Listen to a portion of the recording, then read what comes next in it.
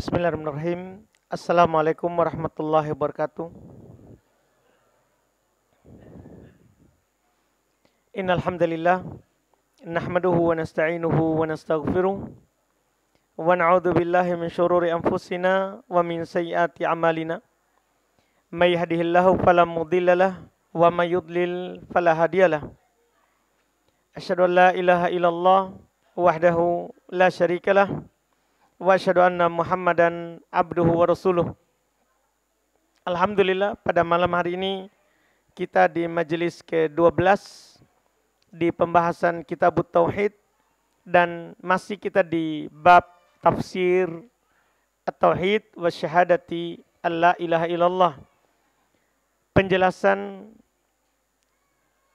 terkait dengan makna tauhid dan syahadat la ilaha illallah. Kita alhamdulillah pada malam hari ini akan menyelesaikan bab ini karena sisa satu ayat dan satu hadits. Qala al-Imam al-Mujaddid Syekhul Islam Muhammad ibn Abdul Wahhab rahimahullahu taala wa qauluhu, dan firman Allah, wa minan nasi mayyattakhidu min dunillahi andadan yuhibbunahum ka hubbillah walladzina amanu asyaddu hubban lillah. Ini ayat Allah Subhanahu wa taala mengabarkan bahwa manusia itu terbagi menjadi dua golongan terkait dengan cinta kepada Allah. Kata Allah, wa minan nas, di antara manusia.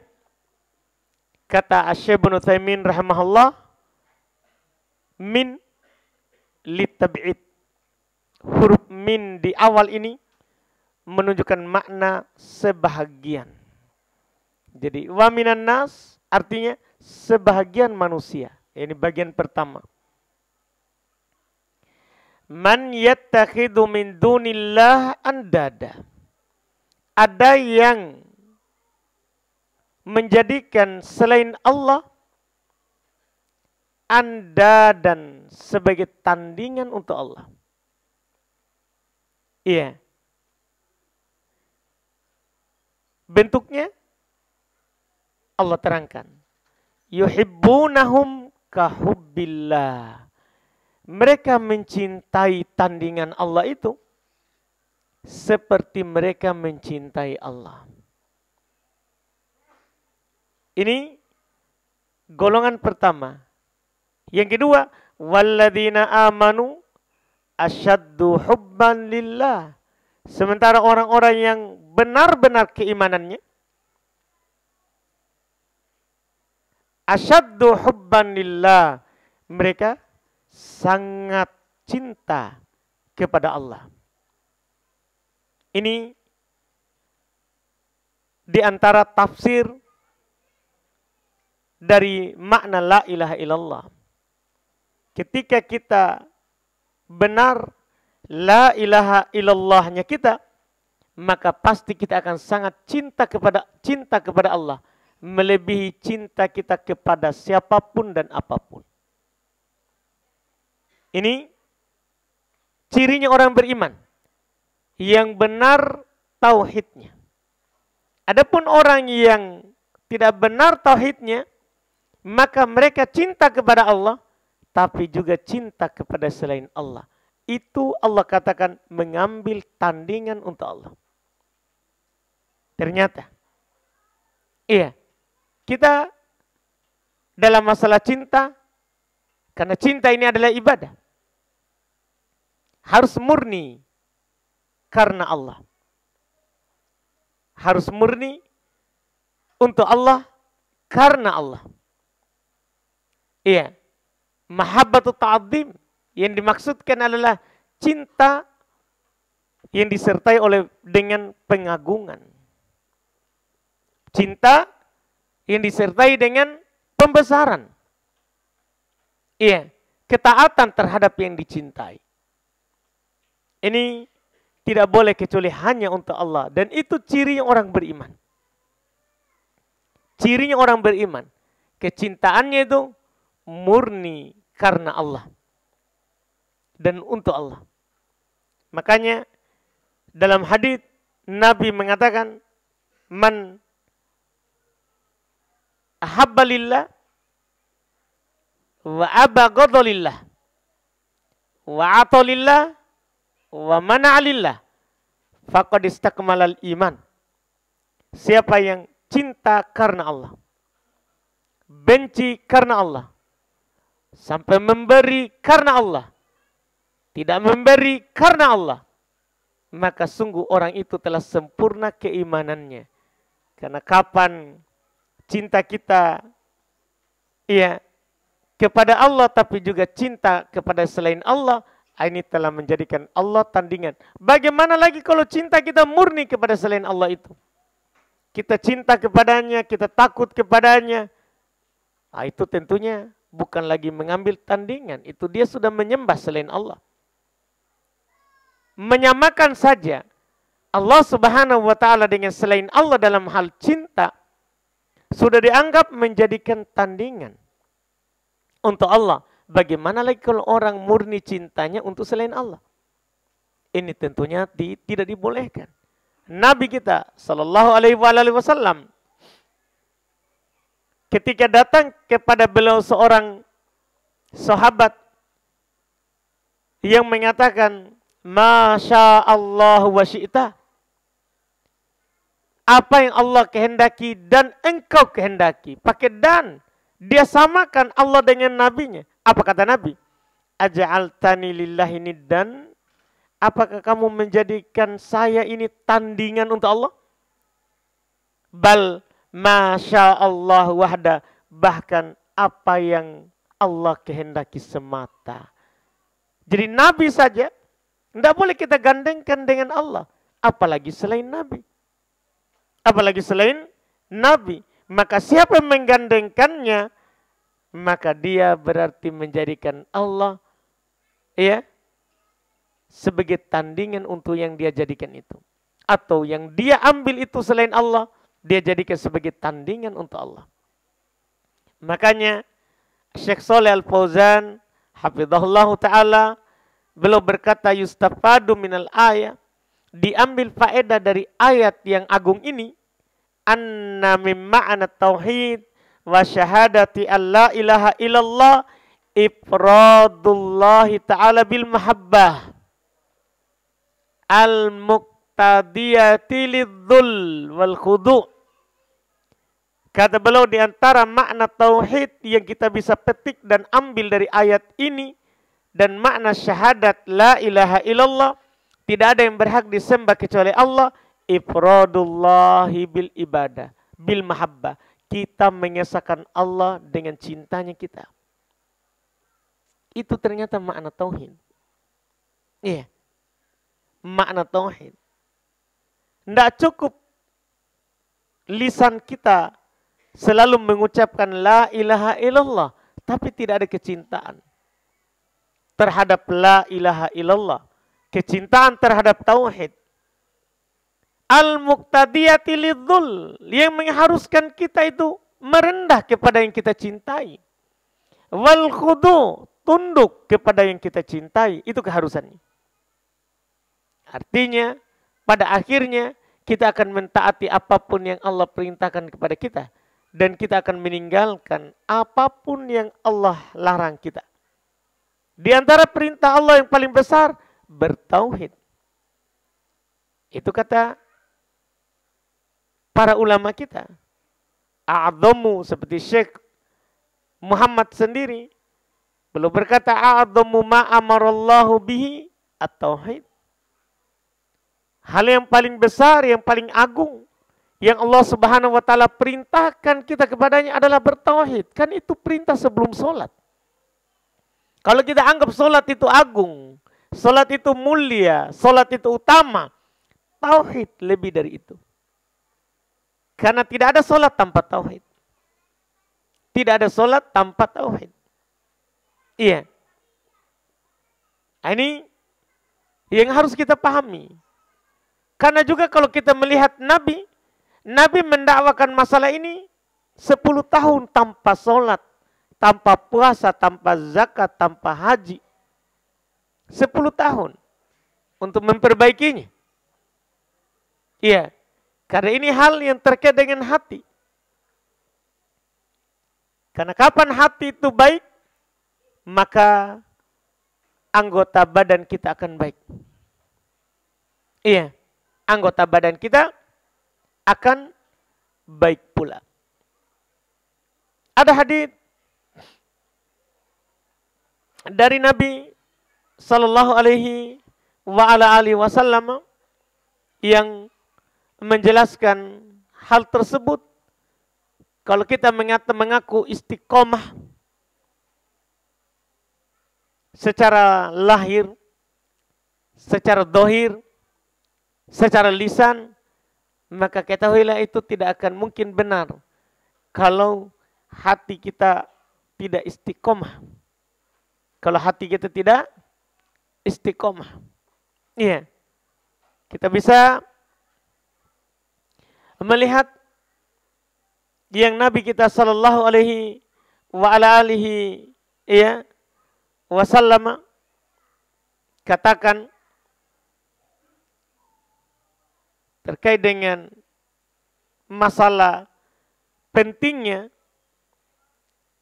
istiqomah hati, ya, sebelum kita menyatakan istiqomah secara lisan, ya, secara anggota badan, ini butuh kita ketahui. Sebenarnya keistiqomahan itu pengakuan atau hati. Dalam hadis yang diriwayatkan oleh Imam Ahmad, dihasankan oleh Syekh Al-Albani rahimahullah, dari Anas bin Malik radhiyallahu taala anhu,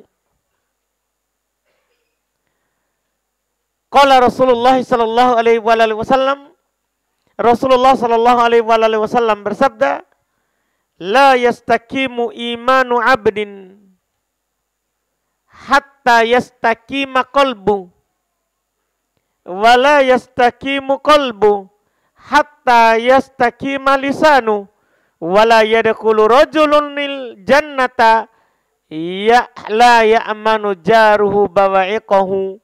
Ini hadis yang sangat agung sekali.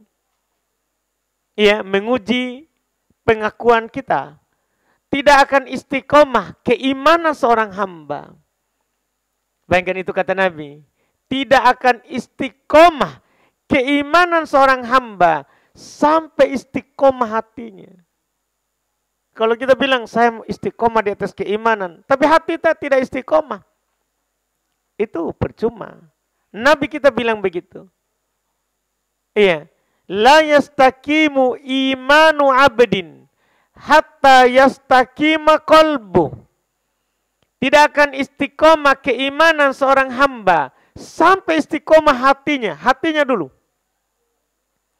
Karena kalau hati istiqomah, nanti lisan ikut, anggota badan ikut. Makanya beliau bilang, tidak akan istiqomah hatinya sampai istiqomah lisannya. Dan tidak akan masuk surga seorang lelaki yang tetangganya tidak aman dari gangguannya. Kenapa disinggung tetangga? Karena kalau kita sering mengganggu tetangga, berarti keimanan kita masalah. Karena anggota badan kita tidak tenang, tidak benar, tidak bagus, tidak baik. Ini kata Nabi ini. Iya. Jadi pada ujungnya surga, kalau hati kita istiqomah, lisan kita istiqomah, anggota badan kita istiqomah. Tapi kalau kita bilang saya ini istiqomah lisan, istiqomah anggota badanku, hatinya tidak istiqomah, susah.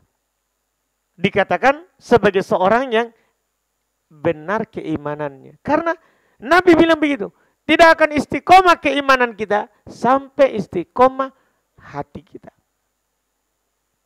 Hati dulu diperbaiki, bukan penampilan. Karena penampilan itu gampang. Gampang kita perbaiki. Kalau hati kita sudah benar. Iya.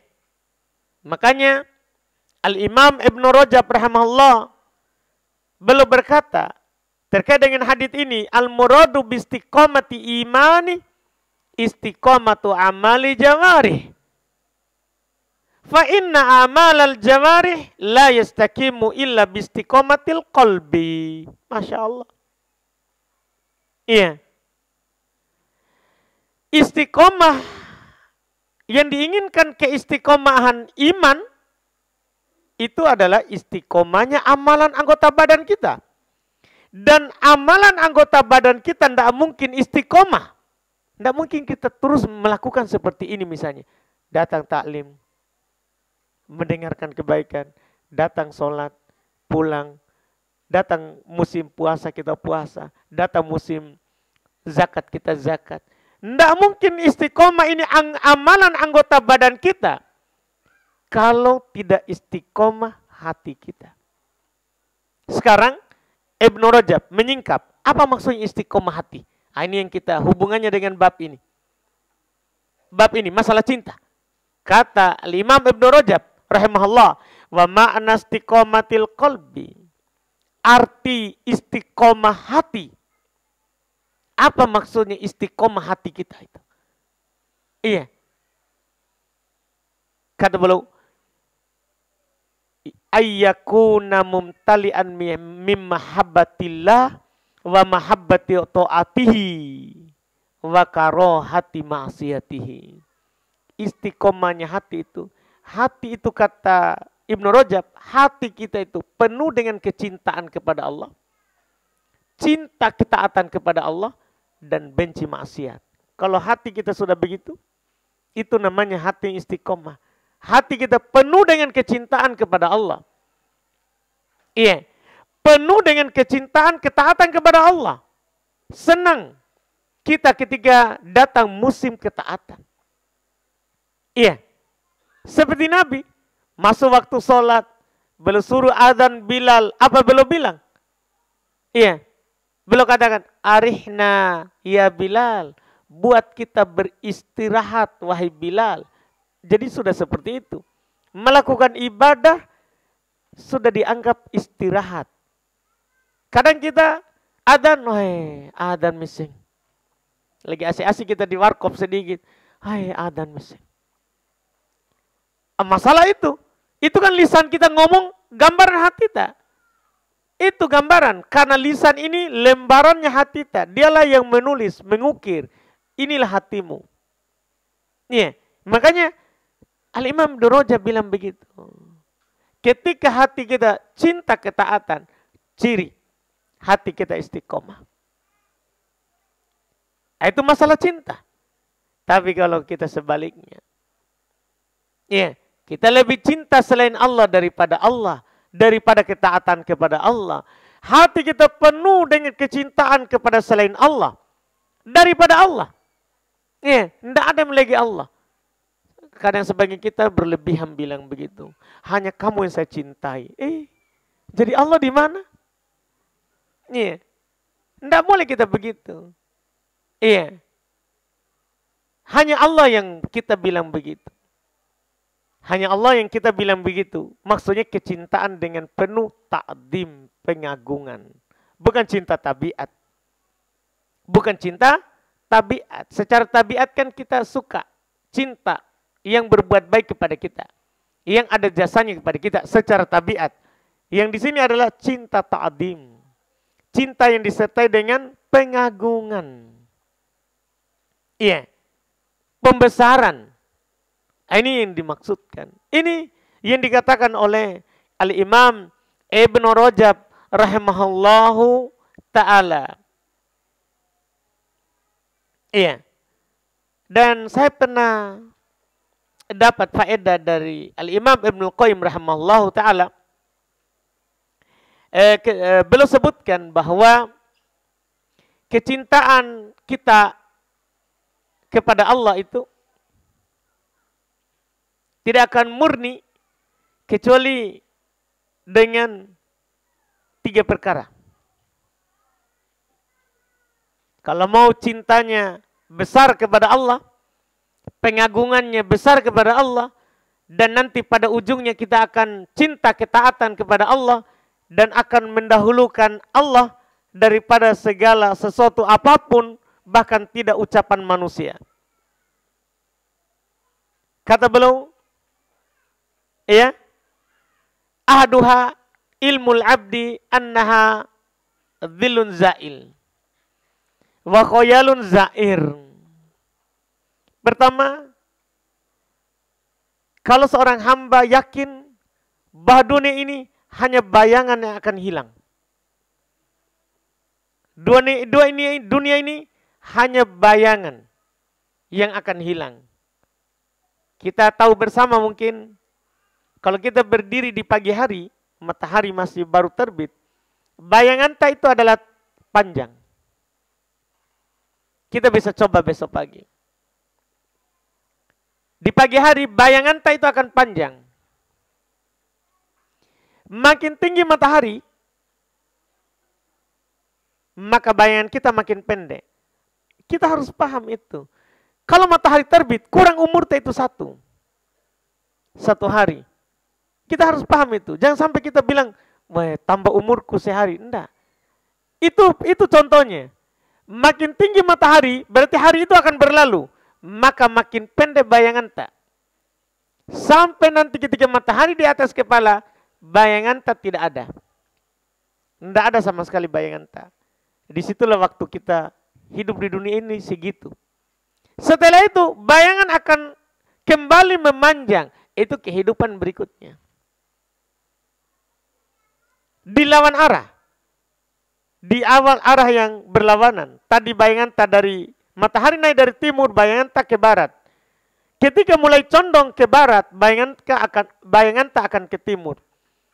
Tapi kata Ibnu Qayyim, begitulah kita kehidupan dunia ini. Hanya bayangan yang akan hilang. Wa khayalaun za'ir. Ini kehidupan dunia ini, hayalan yang mengunjungi kita. Hanya hayalan, atau hayalan kan? Datang kepada kita dan akan pergi. Begitulah itu dunia. Begitulah kehidupan kita di dunia ini. Ketika kita sadar itu, maka ini yang pertama ini. Maka kita akan mengharapkan perjumpaan dengan Allah. Dan kita akan cari tahu apa yang membuat saya bahagia nanti ketika berjumpa dengannya. Tadi itu, bayangan yang akan hilang itu. Iya. Ini hal pertama. Kedua, ilmuhu anna wara'aha daron a'adham minha qadaron. Seorang hamba itu mengetahui setelah tadi itu kehidupan ini, di belakangnya ada negeri yang agung kedudukannya. Surga, Pak. Kalau kita meninggal, kita adalah orang yang taat. Kecintaan kita penuh dengan, hati kita penuh dengan kecintaan kepada Allah. Akhirnya kita cinta ketaatan kepada Allah. Maka kita akan masuk di dalam kuburan kita dengan kuburan kita dilapangkan. Diluaskan sejauh mata memandang. Diperlihatkan tempat kita di surga. Yang pada akhirnya nanti kita akan masuk di tempat yang diperlihatkan kepada kita. Ini harus kita paham itu. Banyak di sana orang lebih cinta dunia misal. Kenapa sebenarnya? Kan dia tidak sadar bahwa ini dunianya ini hanya dilzain, bayangan yang akan sirna. Terus dia kira dunia yang dia dapatkan ini itulah nikmat yang paling nikmat. Padahal di akhirat nikmatnya mala ainun ro'at, tidak pernah dilihat oleh mata. Wala udunun sami'at, tidak pernah didengar oleh telinga. Wala khotor ala qalbi bashar, tidak pernah bahkan terbetik dalam hati seorang manusia. Nikmatnya itu. Saya sebutkan satu saja. Kutubu hadaniyah, kata Allah. Buah-buahannya itu dekat. Sekedar kita mau, langsung menjulur dekat. Sekedar kita mau. Sekedar kita menginginkannya. Ini surga. Ini kedua. Iya, dengan ini kita akan cinta kepada Allah dan cinta untuk beramal ketaatan kepada Allah karena semua kita mau surga. Kalau kita sadar yang pertama, dunia ini sementara. Iya, akan hilang. Kedua, di belakang ada yang kekal abadi. Ketiga, ma'rifatahu anna zuhudahu fiha la yamna'uhu syai'an kutiba lahu minha. Masya Allah. Seorang hamba itu mengetahui bahwa kalau dia taat dalam kehidupan dunia ini, itu tidak mengurangi apa yang dituliskan untuknya. Jadi kalau kita melakukan amalan soleh misalnya, gara-gara sholat, terpotong waktu kerjata. Terpotong waktu kerjata. Jangan anggap bahwa kalau kita tutup toko itu di waktu sholat, bahwa rezeki kita akan kurang. Itu tidak akan mengurangi apa yang dituliskan untuk kita, kata Ibnu Qayyim. Tidak akan mengurangi sama sekali. Apa yang telah ditentukan bahwa kamu hari ini akan dapat sekian. Kalau di jumlah sebulan, kamu akan mendapatkan sekian. Apa kita tidak melihat ada di sana orang yang diangkat menjadi PNS misalnya. Itu kan sudah ditulis oleh Allah. Dia akan terangkat menjadi PNS dan gajinya akan sekian tahun. Setelah setahun sekian, akan naik sekian. Itu sudah ditentukan. Bukan karena dia kuliah. Nah, itu sudah ditentukan. Itu hanya sebab. Jadi, kita di dunia ini melakukan amalan ketaatan kepada Allah. Akhirnya kita meninggalkan dunia kita. Itu tidak mengurangi rezeki kita. Yang telah dituliskan untuk kita. Iya kan? Seorang ikhwan, dia berjenggot, dia cingkrang. Tidak mengurangi rezeki. Seorang akhwat, dia bercadar, tidak akan mengurangi rezekinya. Tidak akan menahan jodohnya misalnya. Jangan sampai, kalau saya pakai cadar nanti tidak ada jodohku. Tidak mungkin. Tidak akan menahan itu. Bahkan kalau kita pakai cadar, disitulah jalurnya jodohnya itu akan datang. Karena orang pakai cadar, itu bukan supaya tidak dikenal. Allah katakan, ketika Allah mewajibkan cadar kepada kaum muslimin, kepada wanita muslimat dan mukminat, waktu ayat turun kepada Nabi Sallallahu Alaihi Wasallam, surat apa itu? Al-Hujurat, surat Al-Ahzab. Tapi kita lihat dulu antara An-Nur atau Al-Ahzab. Saya ingin kasih tahu mukminat bahwa dia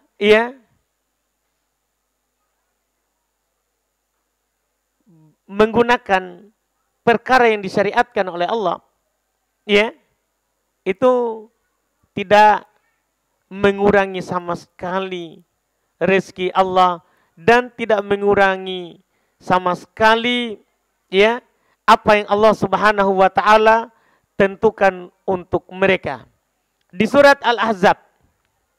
Di surat Al-Ahzab. Ayat 59. Jadi waktu turun pensyariatan hijab,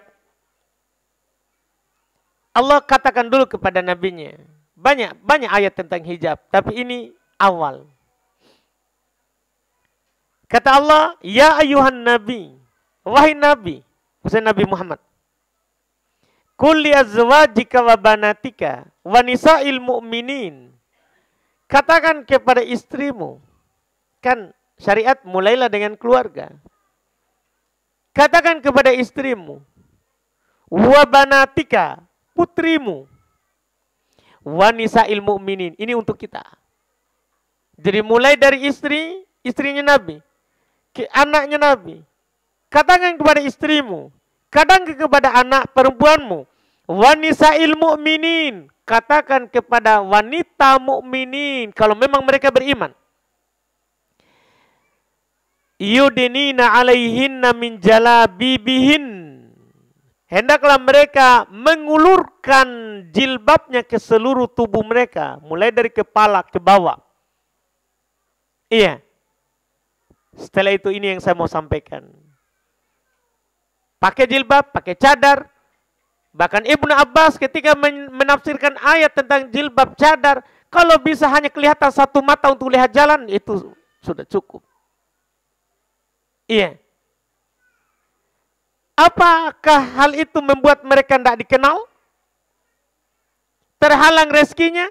Kata Allah, dalika adna. Langsung ini. Dalika adna ayyurabna. Satu. Demikian itu kata Allah, supaya mereka lebih mudah dikenal. Kan banyak orang bilang di sana, kalau pakai kecadar nanti tidak nu kenal kah? Nanti nu tarik istrinya orang. Tidak. Tetap di istri kita tarik itu walaupun istri tak pakai cadar. Sudah ada nggak yang melakukannya? Istrinya pakai cadar terus dia tarik istrinya orang. Hah? Gimana akhwat di atas sudah pernah? Iya. Ini masalah yang harus kita pahami. Iya.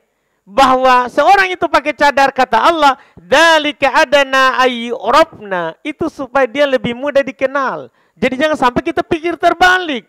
Sana ada subhat orang-orang kafir bahwa kamu pakai cadar, kamu tidak ada yang mengenal nanti. Kamu kolot. Keras sekali kamu, kadoro duduk kok. Iya. Nah, itu lawan, itu subhat seton. Saya sebutkan itu subhatnya di kitab, di buku Hadiah untuk Muslimah seputar cadar. Ada di sana pemikiran di luar sana yang membuat kita tidak pakai cadar. Di antaranya nanti tidak dikenal. Berlawan dengan yang Allah katakan, supaya kamu lebih dikenal.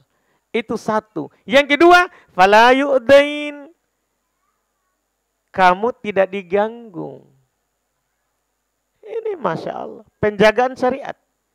Jadi tidak mengurangi rezeki. Jangan takut mengamalkan syariat. Iya, kamu taat kepada Allah, itu tidak mengurangi apa yang dituliskan untukmu. Jangan sampai ada di antara kita yang bilang, dulu saya sebelum begini mudah sekali rezekiku. Setelah saya berjenggot, susahnya. Jangan sampai kita bilang begitu. Itu ujian. Ujian. Apa kita akan istiqomah? Atau kita akan berubah dengan cobaan sedikit itu? Kan begitu yang ditanyakan. Tidak mungkin kita dikatakan istiqomah kalau hati kita belum mampu menerima semua cobaan itu. Ini faedah saja. Ini faedah saja supaya kita paham. Intinya, makna la ilaha illallah, hati kita penuh dengan kecintaan kepada Allah. Penuh dengan kecintaan terhadap ketaatan kepada Allah. Kalau kita menggali perkataan para ulama dalam hal ini sangat banyak sekali. Iya, sangat banyak sekali. Iya, hadis terakhir kita masuk. Kata beliau wafis sahih. Dan di dalam sahih. Anin Nabi sallallahu alaihi wasallam, dari Nabi sallallahu alaihi wasallam, annahu qol, bahasanya beliau bersabda, man qala la ilaha illallah wa kafara bima yu'badu min dunillah haruma maluhu wa damuhu wa hisabuhu ala Allah. Masya Allah. Kata Nabi, siapa yang berucap la ilaha illallah, dia ngomong la ilaha illallah wa kafara, pengatofan Mbak, harus ada. Ini namanya penggandengan, tidak boleh dipisahkan. Dia bicara la ilaha illallah dan dia kafir, ingkar terhadap semua yang diibadahi selain Allah. Itu syaratnya. Dia bilang la ilaha illallah, terus dia ingkar semua yang disembah selain Allah, baru dapat haruma maluhu, terjaga hartanya, wadamuhu, darahnya, tidak boleh ditumpahkan, tidak boleh kita ambil hartanya. Kalau dia mengucapkan la ilaha illallah terus ingkar terhadap yang disembah selain Allah, apapun itu, kuburan, batu, pohon, sungai, apapun. Dia ingkar terhadapnya. Dia hanya la ilaha illallah, beribadah kepada Allah. Maka haram hartanya diganggu. Haram darahnya ditumpahkan. Wa hisabuhu 'alallah, dan perhitungan pahalanya adalah di sisi Allah. Ini keutamaan. Dari sini kita bisa pahami ya bahwa ucapan makna daripada la ilaha illallah bukan sekedar lafaz, tapi harus ada bukti. Apakah memang kita murni beribadah kepada Allah dan benci kepada selain Allah atau bagaimana? Iya. Makanya para ulama kita mereka berkata, hada, seperti Syekh Sulaiman ibn Abdullah beliau berkata, hada min a'dhami ma yubayyinu ma'na la ilaha illallah. Ini adalah termasuk perkara yang paling agung. Hadits ini yang menjelaskan makna la ilaha illallah. Fa innahu lam yaj'al at-talaffuz biha asiman lid-dam wal mal.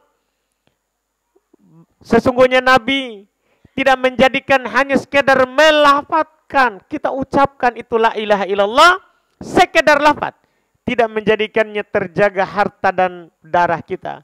Bal wala ma'rifatu ma'naha ma'at talaffudzi biha, bahkan kata beliau tidak pula hanya sekedar mengetahui artinya dan melafadzkannya, sekedar tahu artinya dan lafadzkan, enggak.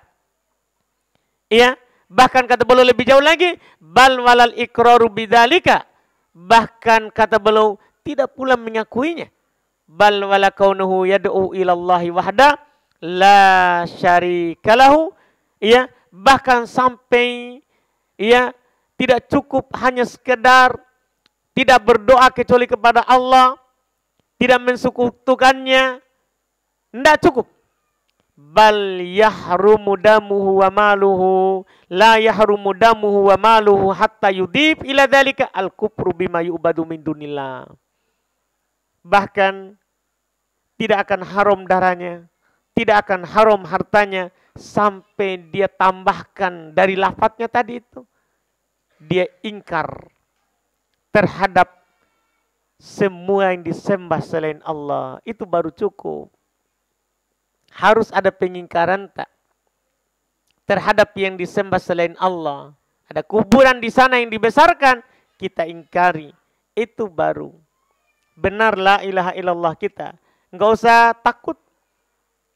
Ya, ada orang kalau kita mengatakan itu syirik, kalau kamu pergi ke kuburan itu, ada orang bilang kamu salah, kamu Wahabi, sedikit-sedikit syirik.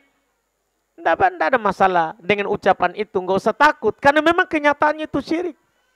Itu adalah melanggar. La ilaha illallah, itu melanggar yang Nabi katakan. Tidak akan terjaga harta kita, darah kita, sampai kita mengucapkan la ilaha illallah dan kita ingkar terhadap seluruh yang disembah dari selain Allah. Harus itu dipasangkan.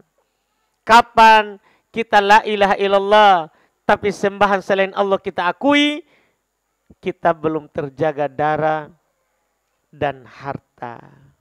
Iya, ini yang dikabarkan oleh Nabi sallallahu alaihi wa ala alihi wasallam.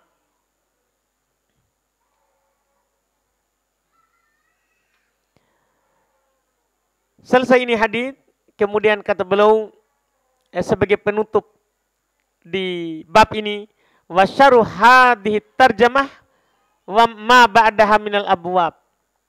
Penjelasan dari judul bab ini sebenarnya adalah apa yang setelahnya dari bab-bab. Misalnya nanti orang yang benar la ilaha illallahnya tidak akan bergantung pada jimat-jimat misalnya. Jadi apa yang datang nanti setelah ini semua penjelasan dari la ilaha illallah. Dari bab-bab yang akan datang. Dari bab-bab yang akan datang, itu isinya menjelaskan bagaimana sesungguhnya la ilaha illallah itu yang benar. Di antaranya nanti akan langsung ada bab, termasuk syirik, tidak bertauhid. Lubsul halqah wal khayt wa nahwihima liraf'il bala au daf'ihi, termasuk syirik memakai gelang atau benang-benang atau semisalnya untuk mengangkat bala, mengangkat musibah atau menolak bala. Kan biasa orang, kita lihat orang kampung dia pakaikan itu gelang dari kain benang. Terus apa itu yang ditaruh yang kecil? Dia pakai di tangannya atau di pinggangnya. Dulu mungkin orang-orang sekarang enggak mungkin ya, tapi kalau orang-orang kampung masih berlaku itu. Itu menunjukkan la ilaha illallah belum benar. Dimasukkan di sini termasuk syirik. Nanti akan kita masuk di bab-bab yang seperti ini di pertemuan-pertemuan yang akan datang. Alhamdulillah bab ini sudah selesai dengan kita baca ayat dan satu hadits tadi. Alhamdulillah. Kita masuk di tanya jawab, belum waktu ada?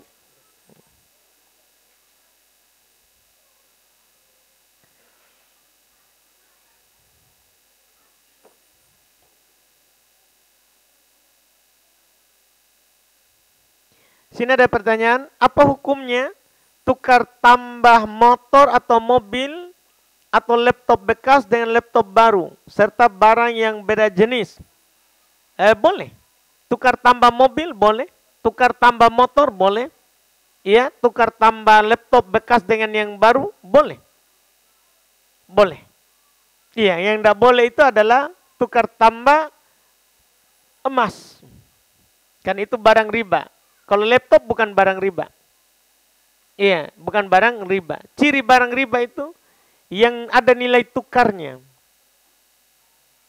Maksudnya nilai tukar itu maksudnya rupiah, uang asing, uang kita, emas perak dan rupiah itu nilai tukar namanya. Atau yang ditimbang dan yang ditakar. Itu yang ada nilai ribanya. Adapun selain itu maka bukan barang riba. Boleh ditukar tambah. Boleh ditukar tambah. Iya, wallahu alam.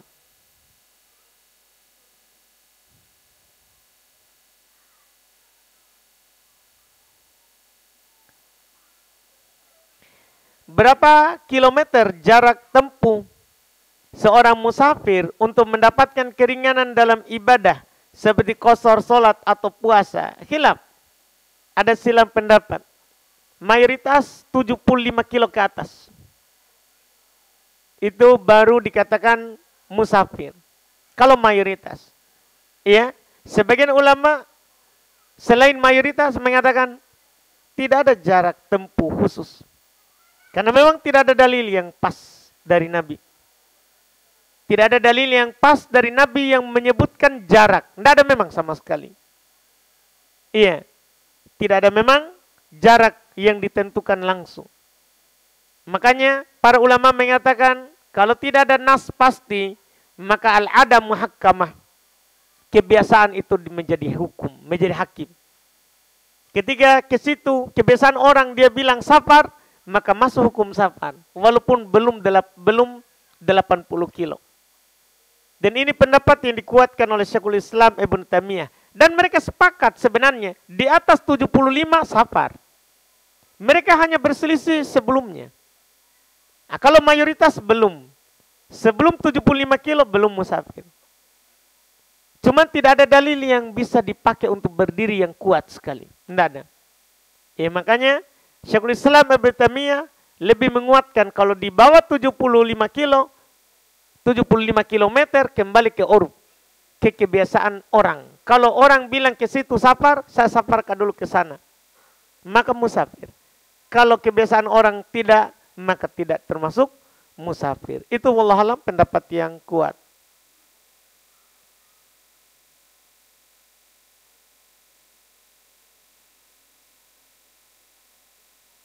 Apakah seorang yang memilih untuk jadi ibu rumah tangga, untuk mengurus suami, anaknya, rezekinya akan sama jika ia bekerja di luar rumah?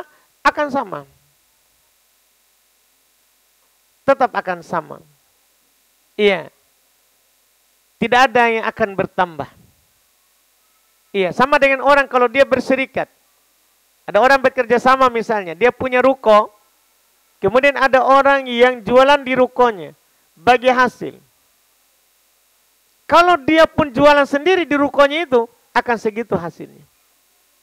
Akan seperti itu, hasil rezekinya juga. Tidak akan berkurang, tidak akan bertambah. Nah, sama dengan istri. Kalau dia di rumah, iya, taat kepada suaminya, mengurusi rumah suaminya, anak suaminya, itu tidak akan mengurangi rezekinya. Itu tidak akan mengurangi rezekinya. Kalaupun dia keluar juga untuk bekerja, itu sudah rezekinya hanya segitu yang dituliskan. Tidak akan bertambah banyak dengan dia keluar. Tidak akan bertambah banyak dengan dia keluar. Iya. Makanya perempuan dianjurkan untuk di rumah. Kata Allah, waqarna fi buyutikun. Hendaklah mereka diam di rumah mereka. Menetap di rumahnya. Iya. Rezekinya akan datang.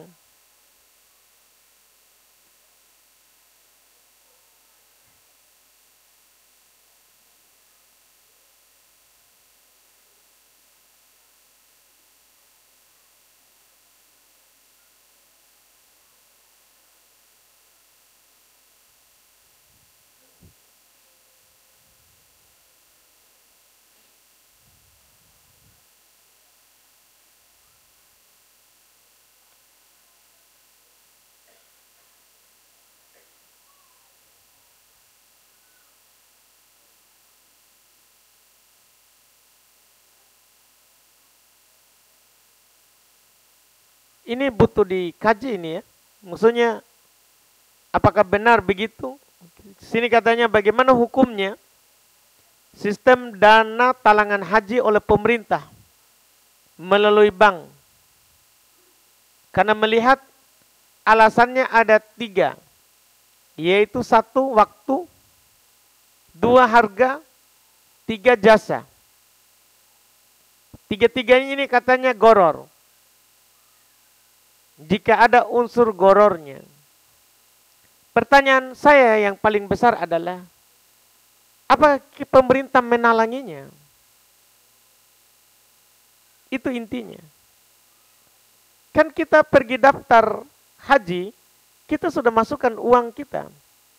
Misalnya pemerintah menetapkan kalau kita mau daftar, kita bayar 25 juta misalnya. Kan kita sendiri yang bayar porsita. Kenapa kita bilang pemerintah talangi? Talangi itu kalau kita tidak bayar sama sekali, kemudian pemerintah bayarkan. Sekarang kita bayar sendiri. Kita bayar sekian, keluarlah porsita. Terus talangannya dari mana? Atau gimana ini Pak Haji? Ditalangnya kapan? Dan waktu pelunasan kita juga yang lunasi. Kenapa kita bilang talang, ditalang? Ditalang itu kan dibayarkan duluan. Tidak ada pemerintah bayarkan duluan. Nanti keluar nama kita bayar sendiri saja untuk pemesanan hotel semuanya di sana melalui pemerintah. Kenapa kita bilang talangi? Jangan sampai kita tuduh pemerintah. Pemerintah menalangi kita kapan? Kan begitu. Iya. Masalahnya kan saya tanya Pak Haji kan pernah haji. Kalau masalah daftar, saya kan juga daftar. Saya sudah daftar, antri, kita kan bayar 25 juta, dapatlah kita antri. Terus pemerintah talangnya apa? Kan jangan sampai kita menuduh pemerintah dengan hal yang tidak benar. Kan begitu. Iya. Masalah goror waktu, maksudnya kan waktunya apa? Kan pemerintah sudah tentukan waktunya. Kalau kamu daftar sekarang 10 tahun, 20 tahun. Kan maksudnya goror waktu apa? Harga. Goror harganya apa maksudnya? Kan pemerintah tetapkan harga setiap mau kita bayar dalam setahun, Pak. Kita kan kalau sekarang bayar 25 juta untuk daftar. Kapan muncul uang bayar tak? Kan begitu. Setelah setahun sebelum keluar nama tak. Kan diumumkan dulu pemerintah. Kamu keluar namamu, maka Ada harga yang pemerintah tetapkan. Kan kita memang kan belum bayar, belum beli paket haji. Kita kan baru booking. Kita kan booking kursi, Pak. Booking porsita. Nanti ada keluar nama, baru kita bayar. Maksudnya goror di harga di mana? 3 jasa. Katanya jasa juga goror. Goror di jasa. Kalau masalah pemerintah ambil harta kita, tidak ada masalah. Kalau kita bermasalahkan, kita berarti khawarij. Ini khawarij tersembunyi. Iya, biar bicara masalah pipa-pipa di fikih yang dicela pemerintah. Ini kan khawarij, Pak. Jadi ada khawarij itu masalah keyakinan. Sedikit-sedikit protes pemerintah. Iya. Kalau anggaplah pemerintah ambil uang tak, apa masalah tak? Tidak ada masalah. Kewajiban kita adalah daftar haji, hilang kewajiban tak. Masalah antrinya, tidak ada masalah. Yang penting kita sudah niat haji, kita sudah daftar, sudah berbuat, dapat pahala sempurna. Kan begitu. Apa masalah tak? Memang masalah tak adalah sama pemerintah. Mau mencela pemerintah. Itu cuma masalah tak. Dan orang yang mengatakan begitu, memang dia khawarij. Mau dia apa? Iya, mau dia apa? Iya. Seorang kita ikuti saja. Kan kita daftar juga tidak rugi. Toh kalau kita meninggal di umur sebelum antri, harta kita akan dikembalikan kepada ahli waris. Iya kan? Yang kita pakai daftar tadi itu akan dikembalikan. Kalau ahli waris mau ambil kembali uangnya, dikasih oleh pemerintah. Dan kalau ahli waris mau menggantikan dia haji, dikasih oleh pemerintah. Apa masalah tak? Iya. Iya, bermasalah kalau hati tak ada masalah dengan keyakinan terhadap pemerintah. Itu memang intinya begitu. Iya, itu intinya. Kalau kita ahli sunnah, jalani saja, tidak ada masalah itu. Yang penting kita sudah lakukan. Kita sudah daftar, pahala sempurna. Kalau saya meninggal besok, iya kan ada hujah di hadapan Allah. Kenapa kamu tidak haji padahal kamu tidak mampu? Saya sudah daftar ya Allah. Kan begitu. Saya sudah keluarkan uang, tapi belum dapat antri. Dan itu semua takdirnya Allah. Iya kan begitu kan. Kalau Allah kehendaki juga kita daftar tahun ini, bisa kita berangkat tahun depan. Jika Allah kehendaki. Makanya daftar saja. Kenapa kita atur kehendak Allah 50 tahun kemudian? Daftar saja. Jangan terpengaruh dengan syubhat orang-orang di sana. Nah, baik Pak, kita adzan dulu katanya. Terlalu bersemangat kayaknya kita ini.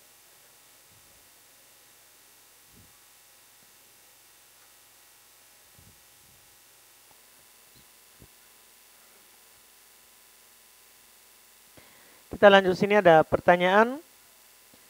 Ustaz, izin bertanya, jika seorang wanita sudah bernadar setahun lebih, tapi ternyata masih harus menunggu lebih lama lagi, sekitar kurang lebih 3 tahun. Apakah sebaiknya tetap menanti atau berhenti agar tetap terjaga? Jika nadar itu menghalangi kita melakukan sesuatu yang lebih baik dari apa yang kita nadarkan, maka batalkan nadarnya, lakukan itu yang lebih baik. Bayar kafaro nadar. Yaitu memberi makan 10 orang miskin, atau memberi pakaian 10 orang miskin. Kalau tidak bisa, maka berpuasa 3 hari. Maka berpuasa 3 hari. Ini semua hal yang kita nadarkan atau yang kita sumpah. Jadi kalau sumpah itu membuat kita terhalangi melakukan sesuatu yang lebih baik daripada apa yang kita nadarkan, apa yang kita sumpahkan, batalkan. Batalkan dan bayar, lakukan itu yang lebih baik dan bayar kafaronya. Bayar kafaronya. Kafaronya saya sebutkan tadi adalah beri makan 10 orang, beri pakaian 10 orang, kalau tidak mampu maka puasa 3 hari. Itu 2 pilihan itu. Iya, beri makan, beri pakaian, kemudian atau puasa. Sebenarnya ada pilihan ketiga tapi tidak ada sekarang ini sehingga saya tidak sebutkan, yaitu bebaskan budak. Itu kan tidak kita sebutkan. Karena memang tidak ada. Itu yang dilakukan wallahualam.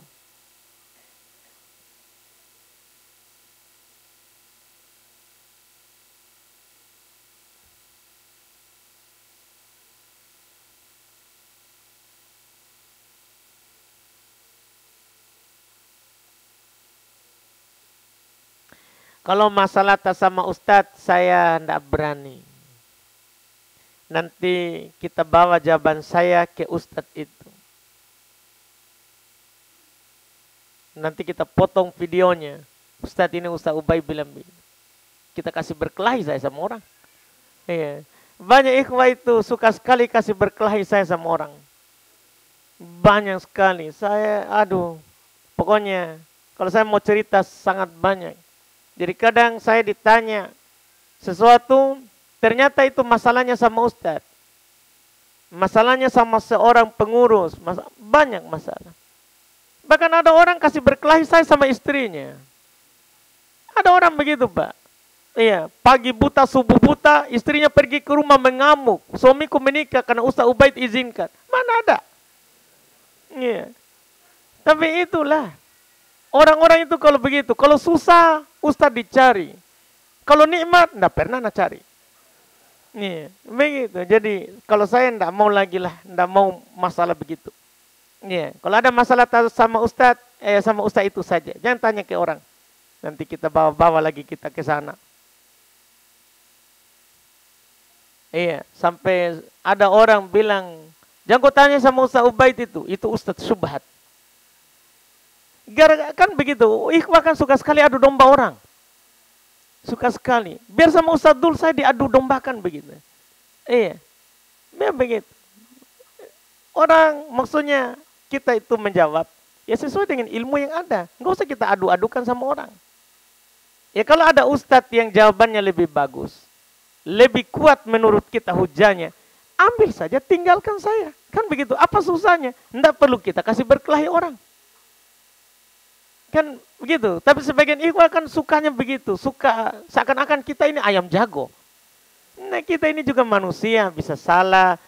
Ya kan begitu, kita ngomong sesuai dengan penelitian.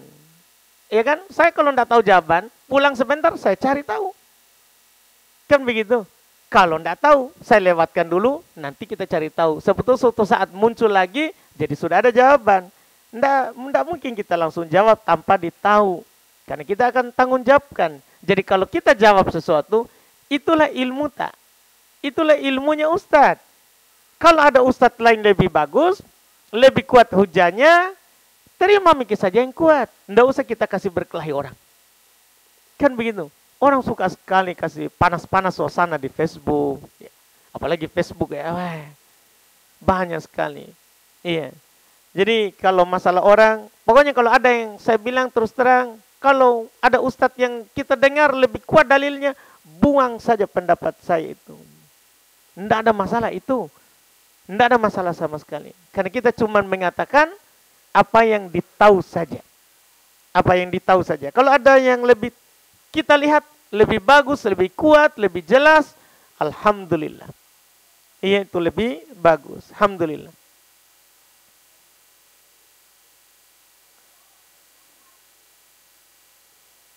Silakan, Mbak.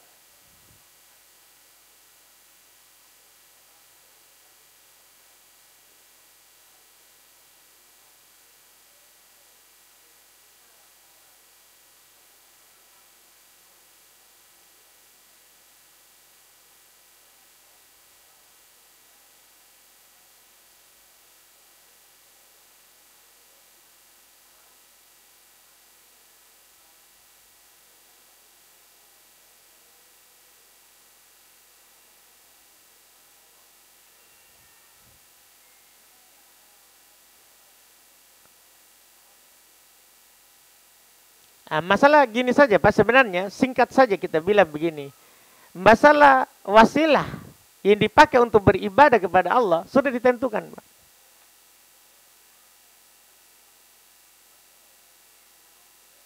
Iya, itulah Pak, sudah ditentukan. Sekarang kita tinggal timbang saja, apakah yang kamu pakai wasilah ini, apakah memang ada izin syar'i?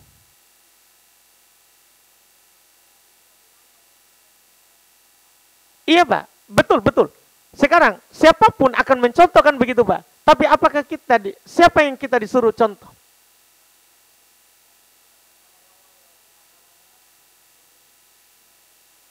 Betul Pak, makanya ketika datang Nabi, dia perbaiki yang salah. Karena kita harus mutlak mencontoh Quran, mencontoh yang Nabi lakukan. Jadi boleh orang mencontoh. Tapi kalau mencontoh ini adalah tidak sesuai dengan Quran, tidak sesuai dengan yang Nabi ajarkan, maka dia tidak dianggap contoh. Kan sudah diatur, Pak. Kalau kita kembalikan ke masing-masing kaum, berarti tidak akan ada ketemunya, Pak. Karena semua orang macam-macam bentuknya. Makanya kita disatukan oleh Nabi. Jadi intinya, Pak, apakah yang dilakukan itu adalah Nabi lakukan? Begitu saja. Kalau itu dia katakan misalnya itu adalah hanya penyampai syafaat. Anggaplah begitu, Pak. Ya, kita baca ayat kursi saja. Man dzalladzi yashfa'u indahu illa bi'idznih. Siapakah yang bisa memberi syafaat di sisi Allah kecuali dengan izinnya? Artinya ini ayat namanya istifham ingkari, Pak. Ini pertanyaan pengingkaran. Tidak ada yang bisa memberikan syafaat di sisi Allah kecuali izinnya. Sekarang pertanyaannya, apakah memang ada izin di kuburan Syekh sana? Kalau kita ke sana, ada izin dari Allah. Kamu kalau mau dapat izinku, ke sana. Apakah ada dalil? Enggak, iya betul, Pak. Kalau awal-awal betul. Sekarang, kalau awal-awal kan betul, Pak. Toh? Gimana, Pak?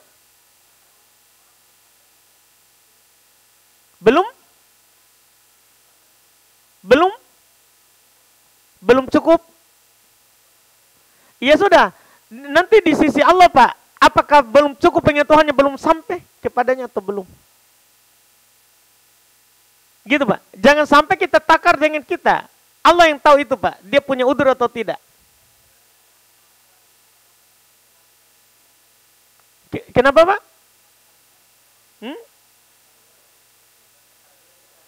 Apa? Satu.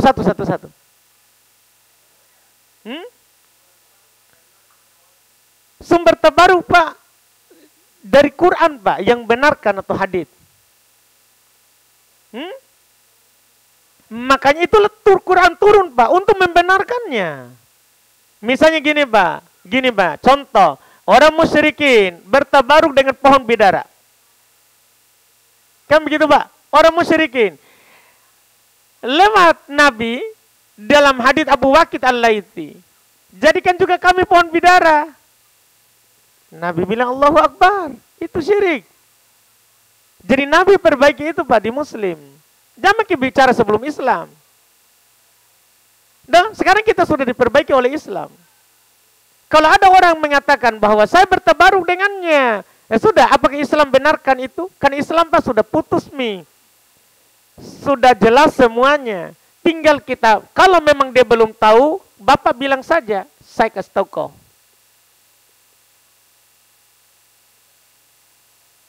Jangan makin Bapak terlalu jauh ke. Jangan makin terlalu jauh kita tarik Nabi Nuh. Paham, Pak? Tarilah di zaman Nabi. Apakah hal itu dibenarkan oleh Nabi atau Nabi salahkan?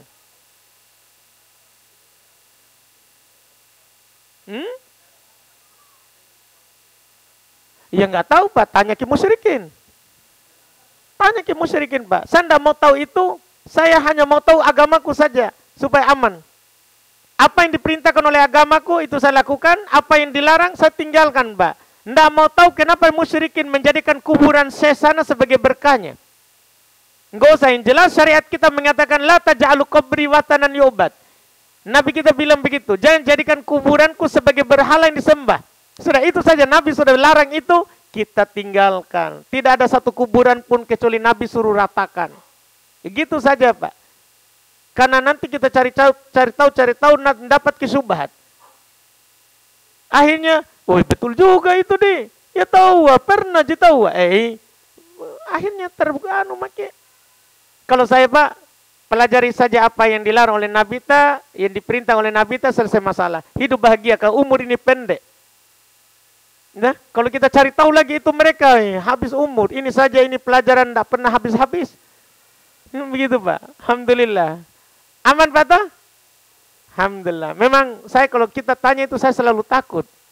Iya, Pak. Alhamdulillah. Nah, kita cukupkan dulu. Pekan depan kita libur. Dah, alhamdulillah. Seperti yang diumumkan oleh Pak Haji Syam tadi. Subhanakallahumma hamdik, asyhadu an la ilaha illa anta, astaghfiruka wa atubu ilaik. Assalamualaikum warahmatullahi wabarakatuh.